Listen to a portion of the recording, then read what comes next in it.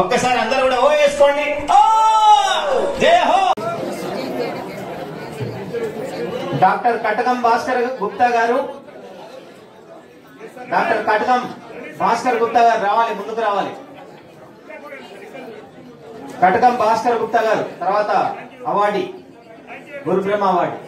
మీరు హైదరాబాద్ లో డాక్టర్ సర్వేపల్లి రాధాకృష్ణన్ జయంతి సందర్భంగా జీచేఎస్ వల్లూరు ఫౌండేషన్ ఆధ్వర్యంలో ఉత్తమ గురువులకు గురుబ్రహ్మ అవార్డు 2024 కార్యక్రమం జరిగింది. అందులో భాగంగా నేను Kundeti Narasimha, SGT teacher, primary school Bulavanpalli, Narayanpet జిల్లా, తెలంగాణ రాష్ట్రంకి వెళ్లి ఉత్తమ గురుబ్రహ్మ అవార్డుగా పొందడం జరిగింది. ఈ విజేఎస్ ఫౌండేషన్ వారు ఈ అవార్డు ఇవ్వడానికి నాకు అవార్డు ఇచ్చేందుకు ఎంతో ఆనందంగా ఉంది. నేను ప్రత్యేకంగా స్పెషల్గా ఏంటి నా స్కూల్ ఏం చేశానంటే, శిథిలా వ్యవస్థ నుంచి ఉన్న ఒక పాఠశాలను అద్భుతంగా సొంత ఖర్చుతో రూపురేఖలు మార్చి విద్యార్థులకు ఆ పాఠశాల అందుబాటులోకి తీసుకొచ్చి విద్యార్థుల సంఖ్యను పెంచడము, విద్యా ప్రమాణాలను పెంచడము, మరియు పాఠశాలను దేశభక్తి అలవరించే విధంగా సాంస్కృతిక కార్యక్రమాలు చేపించడం వల్ల నాకు ఈ అవార్డు లభించింది. గతంలో కూడా మీకు ఏమైనా అవార్డ్స్ లభించాయి? గతంలో నాకు జిల్లా స్థాయి 2018 ఉత్తమ ఉపాధ్యాయుడు అవార్డు రాష్ట్ర ప్రభుత్వం ఇవ్వడం, విద్యాశాఖ వారు ఇవ్వడం జరిగింది. అదేవిధంగా గతంలో అనేక ఎన్జిఓస్ కూడా నాకు దాదాపు 10-15 అవార్డ్స్ కూడా ఇవ్వడం జరిగింది. సూపర్. ఇంత గొప్ప రవీంద్రభారతి లాంటి గొప్ప వేదిక మీదుగా పెద్దల చేతి మీద బహుమతి అందుకోవడం ఎలా అనిపించింది మీకు? రవీంద్రభారత్ లో వేదికగా పెద్దల మీద అందుకోవడం వల్ల నాకు కొత్త అనుభూతి లభించింది. అదేవిధంగా నాకు మరింత బాధ్యత పెంచి విద్యార్థులకు మరియు సమాజానికి మరియు ఆ పాఠశాలకు మరింత సేవ చేయడానికి ఒక ఉత్ప్రేరకంగా పనిచేస్తుంది. సూపర్. సార్, మీ పాఠశాల పేరు, అది ఎక్కడ ఉంది, ఏ సబ్జెక్ట్ చెప్తారు? నా పాఠశాల పేరు ప్రాథమిక పాఠశాల బొలోన్పల్లి, కోస్గిరి మండలం, నారాయణపేట జిల్లా. నేను ఎడ్యుకేషన్ టీచర్, అన్ని సబ్జెక్టులు బోధిస్తాను. ఓకే. ఏ క్లాస్ నుంచి ఏ క్లాస్ వరకు ఉంది సార్? అది 1 నుంచి 5th వరకు ఉంది సార్.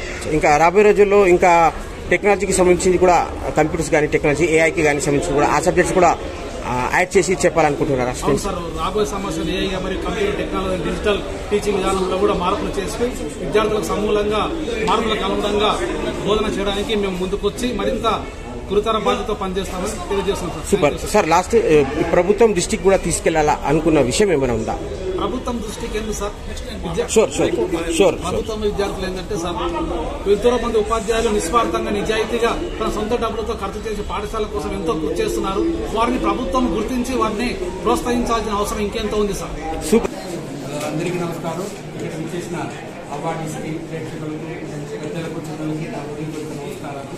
ఈరోజు వల్లూరి ఫౌండేషన్ వివిధ రకాల అవార్డ్స్, చాలామంది అసలు మూలున్న కళాకారులకు సోషల్ యాక్టివిటీస్ చేస్తూ వాళ్ళకి ఏమీ అభివృద్ధి చెందాలనే ఉద్దేశం లేకుండా ఈరోజు టోటల్గా మన వల్లూరి ఫౌండేషన్ శ్రీనివాస్ గారు ప్రతి ఒక్కరికి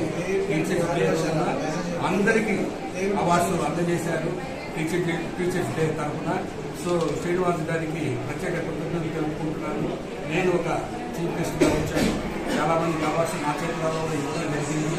అదేవిధంగా సుమన్ గారిని ఇన్వైట్ చేశాను, ఆయన వచ్చాడు. ఆయనకి చెయ్యి ఫ్రాక్చర్ అయినా నా మాట కదలకుండా వచ్చి ఒక 15 నిమిషాలు అందరికీ అవార్డ్స్ అందజేశాను.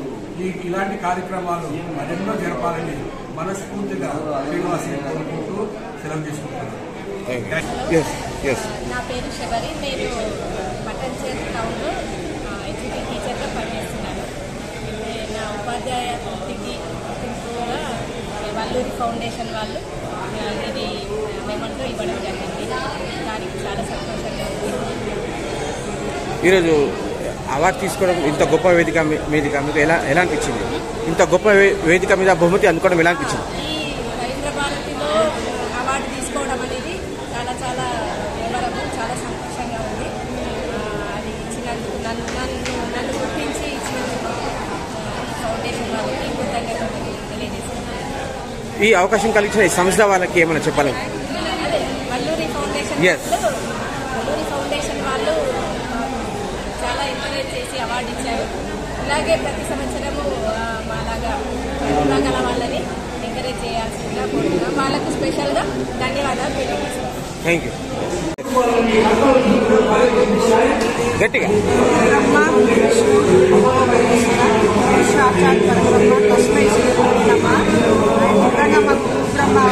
చాలా హ్యాపీగా ఉంది. నేను సదాశివపేట మండలం తంగడపల్లి. ఎన్ని సంవత్సరాలు సంవత్సరాల నుంచి మీరు సర్వీస్ ఇస్తున్నారు? 30 years.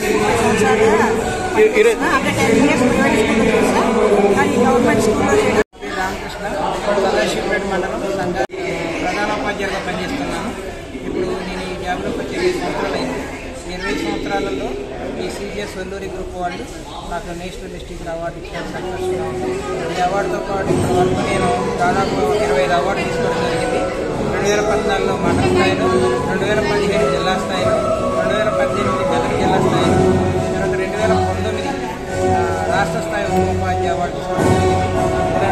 పనిచేసి కష్టపడి పనిచేసి విద్యార్థుల్ని మంచి వాళ్ళ డెవలప్ చేసి ఉపాధ్యాయులు గుర్తించి నేను అవార్డు ఇచ్చి ప్రోత్సహించడం వల్ల అవార్డు ఇచ్చే వాళ్ళకి తీసుకున్న ఉపాధ్యాయులు కూడా ఆనందంతో ఇంకా మంచిగా పనిచేయడానికి అవకాశాలు ఉంటాయి.